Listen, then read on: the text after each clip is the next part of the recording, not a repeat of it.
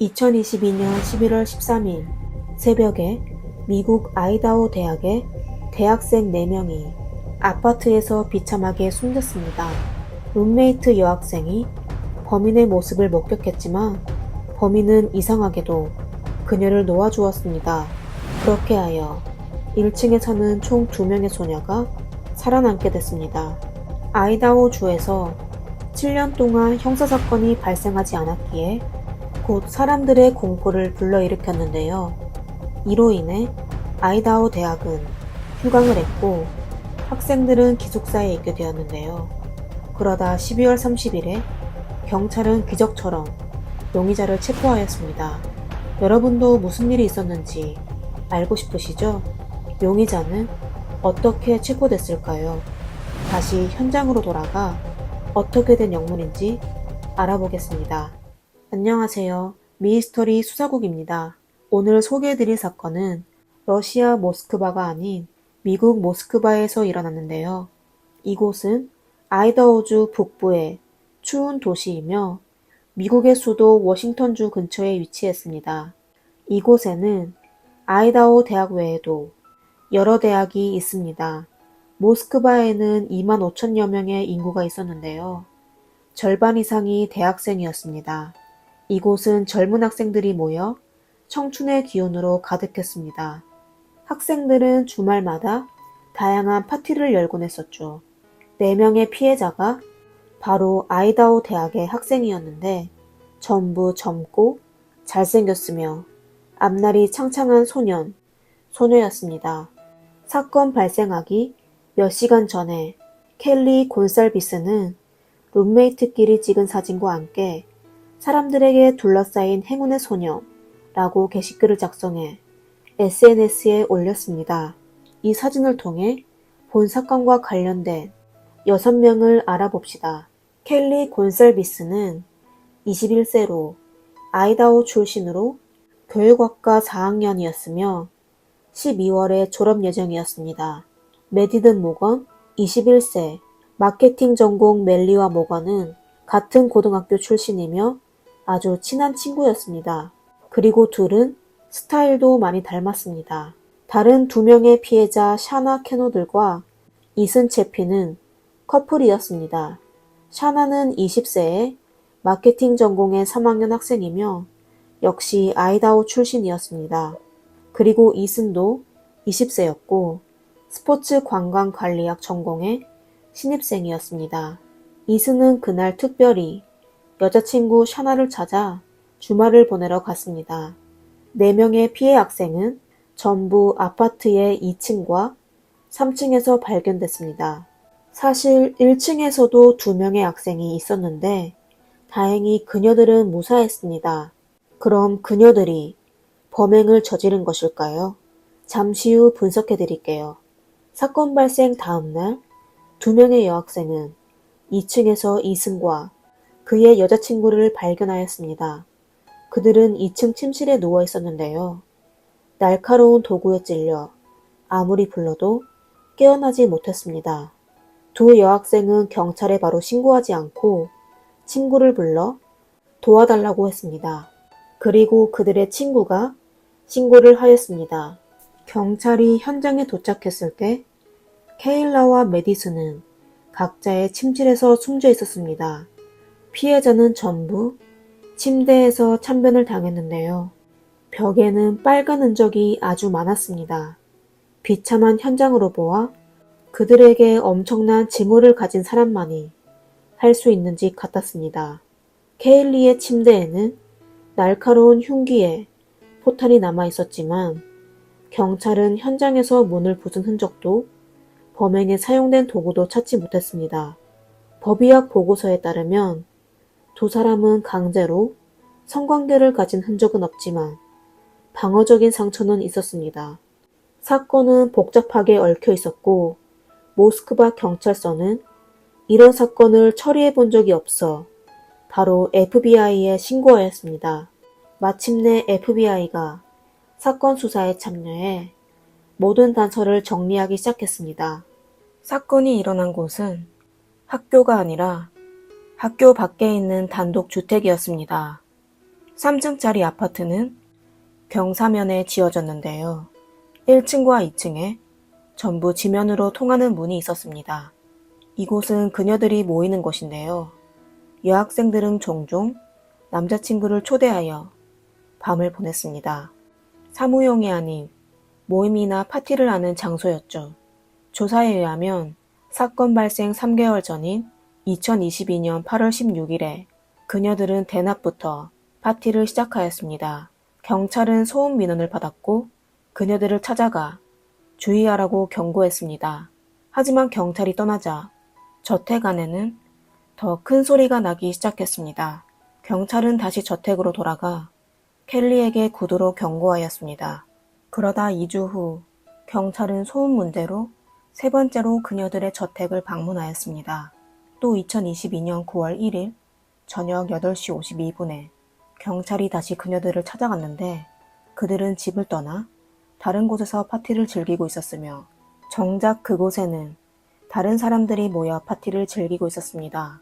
경찰이 방문한 지 얼마 안 돼 또 민원을 받게 됐는데요. 경찰은 곧바로 출동해 파티를 중단시켰습니다. 이곳의 저택은 마치 바 같은 분위기였습니다.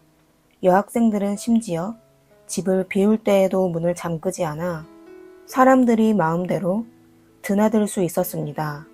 그럼 용의자는 파티에 참석한 사람 중 한 명일까요? 혹은 소음으로 괴로워했던 이웃이 한 짓이었을까요? 우선 경찰이 제출한 사건에 대해 알아봅시다. 사건 발생 전 아파트에서는 여느 때와 같이 토요일에 파티를 열었습니다. 샤나와 이슨 커플이 이슨의 모임을 마치고 새벽 1시 45분에 집으로 돌아갔습니다. 캐리와 메디슨은 현지의 한 유명한 술집에 있다가 새벽 1시 30분쯤 그곳을 떠나 푸드트럭에 들러 음식을 주문하였습니다. 그녀들은 카풀을 하여 새벽 2시쯤에 집에 도착했습니다. 카풀 기사가 첫 번째 용의자로 지목됐습니다. 집에 돌아온 후 켈리는 2시 26분에 남자친구 제크에게 4통의 전화를 했지만 전화를 받지 않았습니다. 그리고 메디슨도 그에게 2번이나 전화했지만 역시 전화를 받지 않았습니다. 그리고 2시 52분에 켈리는 마지막으로 7번째 전화를 걸었습니다. 듣기로 둘은 헤어지기 직전이었습니다. 하지만 제크가 켈리 사건에 연관되어 있는지는 알 수 없었습니다. 샤나의 휴대폰 기록을 확인해보면 그녀는 4시 12분까지 틱톡을 하고 있었어요. 살아남은 룸메이트 중 한 명은 4시쯤 잠에서 깨어난 적이 있었는데 켈리가 3층에서 강아지와 놀고 있는 소리를 들었다고 했습니다.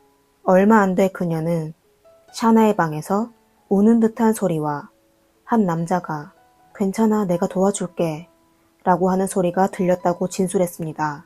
그녀는 룸메이트의 울음소리를 듣고 문을 열었는데 가면을 쓴 그림자를 보게 됐습니다.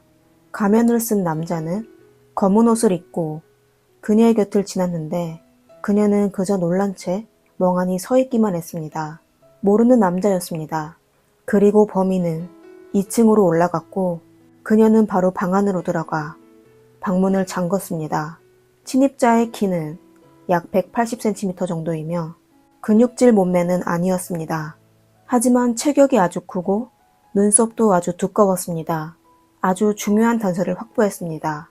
그러다 새벽에 샤나의 방에서 150cm가 안 된 CCTV에서 소리를 포착하게 됐습니다. 말하는 소리 같기도 하고 울고 있는 소리 같기도 했는데 얼마 안 돼 큰 소리가 나게 됐습니다.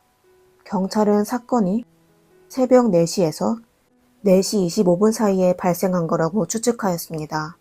범인은 2층의 미닫이를 통하여 아파트로 침입하였습니다. 경찰은 저택 주위를 수사하였으나 아무런 유력한 단서를 찾지 못했고 사건 관련 인원을 찾아 신문하기 시작했습니다. 그들은 우선 살아남게 된 2명의 여학생 그리고 켈리의 남자친구 제크부터 신문하였습니다. 그리고 또 켈리를 스토킹하던 남자 2명도 함께 신문하였습니다. 켈리의 남자친구는 그 당시에 잠들어서 전화를 못 받은 것이었고 알리바이도 있었습니다. 2명의 생존자에게는 아무런 범행 동기가 없었습니다. 그리고 스토커는 켈리가 차에서 내릴 때부터 그녀를 미행했습니다. 그중 한 명은 심지어 그녀의 침실까지 따라갔습니다. 경찰은 2명의 스토커도 조사해 보았지만 역시 아무런 단서도 찾아내지 못했습니다. 그러다 경찰은 600km 떨어진 곳에서 발생한 한 사건과 유사한 부분이 있다는 걸 알아냈습니다. 2021년 8월 13일 새벽 한 부부 침실에 한 명의 침입자가 날카로운 도구를 들고 나타났습니다. 여자는 17번이나 찔리고 운이 좋게 살아남았지만 남편은 결국 숨지게 됐습니다. 하지만 1년이 지났는데도 범인은 여전히 잡히지 않았습니다. 경찰과 FBI는 이 단서를 추적하기 시작했습니다. 모스크바 경찰과 FBI는 11월 12일 CCTV를 얻기 위해 600여 개의 단서를 처리하고 모스크바의 가정과 기업에 도움을 요청했습니다. 그리고 경찰은 바로 중요한 단서를 찾아냈습니다. 11월 13일 새벽에 범죄 현장 인근에 흰색 현대 엘란트가 있었습니다. 이 차량은 3번이나 피해자의 집을 지나갔으며 새벽 4시 4분에 4번째로 그곳을 방문하였습니다. 경찰은 이 단서를 공개하지 않고 몰래 수사하기 시작했습니다. 그럼 경찰은 결국 범인을 찾았을까요? 사건 발생 14일 후인 11월 29일 금요일에 경찰은 워싱턴 주립대학 아파트의 주차장에서 2015년 모델인 흰색 엘란트라를 발견하였습니다. 그곳은 사건 발생 현장과 15분 가까운 거리에 있었습니다. 그리고 차주인은 브라이언 코버거였습니다. 경찰은 브라이언의 운전면허증을 확보하였는데 그의 두꺼운 눈썹은 생존자가 묘사한 것과 똑같았습니다. 그리고 가장 수상한 건 브라이언이 사건 발생 5일 후인 11월 18일에 워싱턴주에서 흰색 현대차의 번호판을 교체하였습니다. 차량은 원래 펜실베니아주의 번호판이 걸려 있었습니다. 경찰은 그를 용의자로 지목했지만 유력한 증거가 없어 그를 바로 체포하지 못했습니다. 그들은 브라이언이 도주하는 걸 막기 위해 증거 수집에 더 많은 경찰을 투입하였습니다. 그럼 어떤 증거가 필요했을까요? 그건 바로 브라이언의 DNA였습니다. 만약 그의 DNA와 현장에서 발견한 DNA가 일치하면 그가 범인이라고 바로 확인할 수 있었습니다. 하지만 경찰은 그의 DNA를 얻지 못했습니다.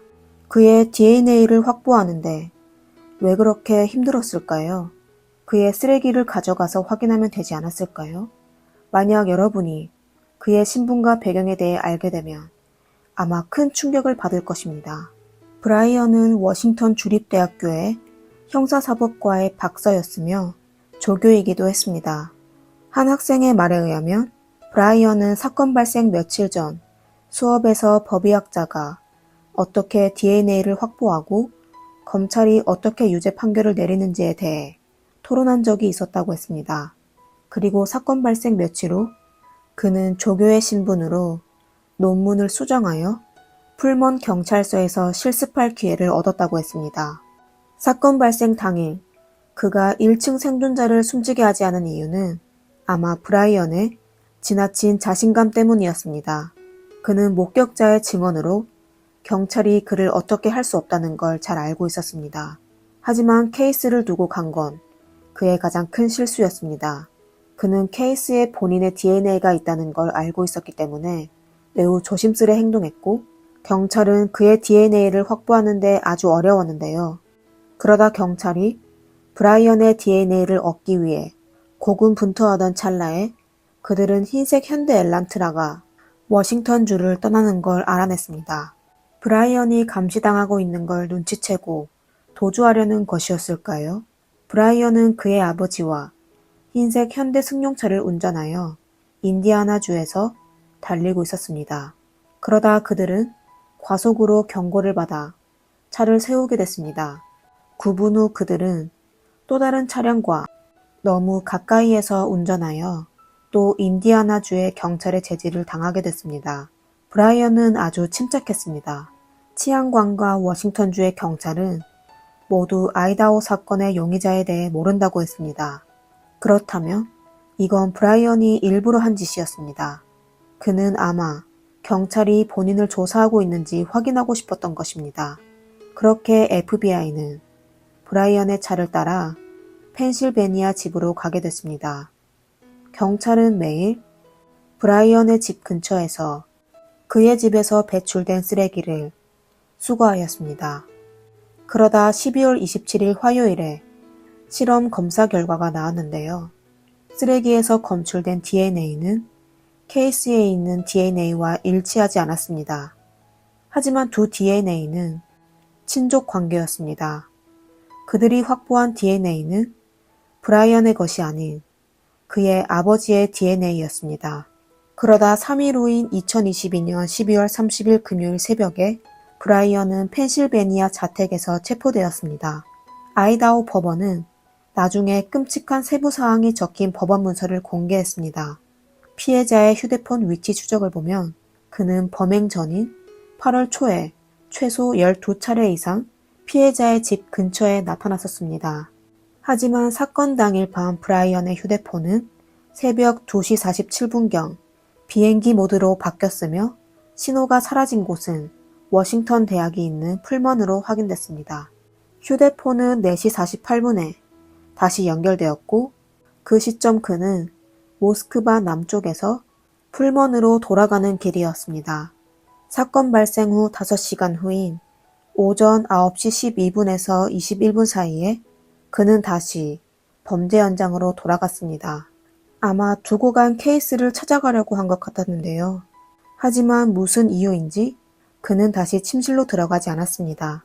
경찰은 그의 범행 동기를 확인하기 시작했습니다. 우선 브라이언에 대해 알아봅시다. 브라이언은 펜실베니아에서 태어나 어려서부터 성적이 뛰어났습니다. 하지만 많은 심리적 고통을 겪었습니다. 브라이언은 10대 때부터 SNS에 자신의 정신 상태에 대해 기록했는데요. 그는 불안감, 우울증, 이중인격, 그리고 끊임없이 목숨을 끊고 싶은 일련의 심리적 문제를 직면해야 했습니다. 그리고 그는 비주얼 스노우라는 잘 알려지지 않은 신경장애를 앓고 있었습니다. 때때로 구식 TV의 눈송이처럼 흩어진 점들로 사람의 시야가 가려지고 심할 때는 사고에도 영향을 미쳤습니다. 심리적 문제 외에도 브라이언은 체중이 증가하기 시작했습니다. 브라이언이 어린 시절 알던 사람들은 그의 몸짓이 웅장했으며 체형 문제로 친구들에게 괴롭힘을 종종 당했으며 괴롭힌 친구들도 전부 여학생이라고 했습니다. 브라이언은 결국 체중 감량에 성공했지만 성격이 매우 예민해졌고 욱하며 폭력적이었습니다. 그리고 그는 여학생을 경멸하기 시작했습니다. 브라이언의 친구의 말에 의하면 그는 불법약품을 했을 뿐만 아니라 다른 친구들에게도 권했고 결국 모두 그를 멀리하기 시작했습니다. 그러다 브라이언은 심리학에 관심을 갖게 되어 심리학 연구를 시작하였습니다. 그는 사람들의 사고방식을 연구하고 또 남자들과 여자들이 하는 행동을 분석해 왔습니다. 2018년 브라이언은 노샘프턴 커뮤니티 대학을 졸업하고 예술 및 심리학 학사 학위를 취득했습니다. 그는 또 범죄에 관심을 갖게 되어 2020년에 법의학 심리학 학사 학위를 취득했고 2022년 6월에 석사 학위도 취득했습니다. 그는 나중에 워싱턴 주립대학교 형사사법까지 전공했습니다. 한 친구의 말에 의하면 브라이언이 수업 시간에 선생님과 반대되는 의견을 자주 내세웠는데 특히 여성과의 차이점이 심했다고 했습니다. 그리고 현지의 한 술집 주인 조던의 기억으로 브라이언은 자주 혼자 바에 앉아 되쉬할 여성을 찾고 있었습니다. 그리고 찾게 되면 그는 술집 직원에게 어디에 살고 있는지, 누구랑 자주 술을 마시는지에 대해 물었습니다. 만약 직원이 그와 대화하지 않으려고 하면 아주 무례한 말로 직원을 모욕하기까지 했습니다. 그리고 여성들에게 거절당하게 되면 브라이언은 아주 분해했습니다. 술집 주인은 심지어 그에게 특별히 찾아가 다른 사람들을 존중하라고 일깨워주기도 했습니다. 그 후 브라이언은 다시는 이 술집을 방문하지 않았습니다. 그럼 범행의 동기는 도대체 무엇이었을까요? 한 은퇴한 FBI 분석가는 수감자가 피해자 중 한 명을 알고 있었을 수도 있다고 했습니다. 브라이언은 스토커였으며 범행 전 피해자 중 한 명을 스토킹했습니다. 현지 시간으로 2023년 1월 5일에 미국 아이다호 대학교에서 대학생 4명을 숨지게 한 혐의를 받고 있는 용의자 브라이언이 처음으로 법정에 서게 됐습니다. 그는 특급 상해를 포함한 여러 가지 혐의를 받게 됐으며 사건 판결 전 석방할 수 없게 됐습니다. 2023년 1월 12일 브라이언은 변호사와 함께 다시 법정에 섰습니다. 이번 심리에 판사는 예심 심리의 날짜를 2023년 6월 26일로 정하였습니다. 예심은 작은 재판으로 볼 수 있었습니다. 검사와 변호인이 가지고 있는 증거를 전부 제출해야 했으며 증인도 증인석에 설 수 있습니다. 브라이언은 어쩌면 범죄 심리학에 미쳐 사람을 숨지게 하는 범죄를 저질렀는지도 모릅니다. 사건 발생 반년 전 그는 인터넷에서 한 대학에서 진행했던 심리 조사 내용을 기록하였는데요. 주로 범행 당시 범인의 감정 변화와 심리적 특성을 적은 것이었습니다. 그는 테스트 신문지에 응답자에게 범행을 위해 어떤 준비를 해왔는지, 범행 목적자에게 어떻게 접근을 했는지, 범행 장소에는 어떻게 침입하는지, 그리고 피해자와 싸운 적이 있는지 등의 공포스러운 질문을 적었습니다. 그렇다면 여러분은 브라이언의 범죄 동기는 무엇이라고 생각하십니까? 댓글로 남겨주세요. 오늘의 영상은 여기까지입니다. 미스터리 수사국입니다. 감사합니다.